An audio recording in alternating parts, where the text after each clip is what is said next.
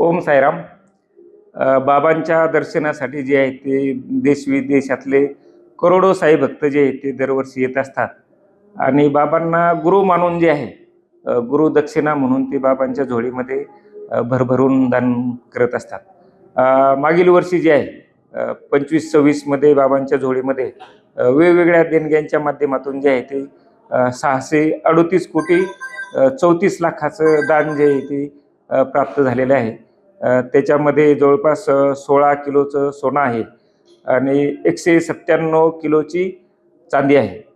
सोबतच जे आहे ते दक्षिणा पेटीमध्ये जे आहे ते 195 कोटी आहेत. ऑनलाईन 122 कोटी आहेत. असे वेगवेगळ्या प्रकारे 638 कोटीचं दान जे आहे ते प्राप्त झालेलं आहे.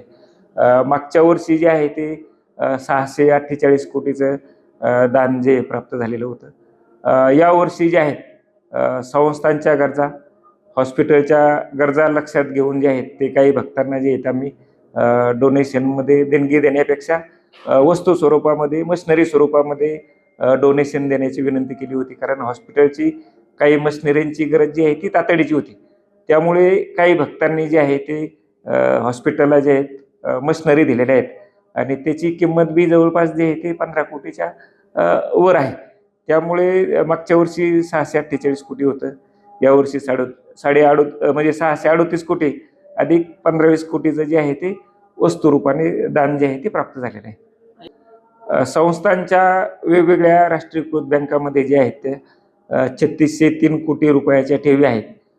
550 किलोचं जे आहे ते सोनं आहे आणि 7030 किलोची चांदी आहे. एकूणच हे जे प्राप्त होतो त्यातून संस्थांचा वार्षिक खर्च अंदाजे किती होतो? संस्थांचे जे वेगवेगळे उपक्रम चालू आहेत या उपक्रमाच्या माध्यमातून आणि डोनेशनमधून जे आहे संस्थांची टोटल रिसिप्ट जी आहे ते 851 कोटी रुपयाची आहे आणि जवळपास 550 कोटी रुपयाच्या दरम्यान जो आहे तो संस्थांचा खर्च होतो. जवळपास जे आहे ते 250-300 कोटी रुपये जे आहेत ते संस्थांच्या ठेवी दरवर्षी वाढत आहेत.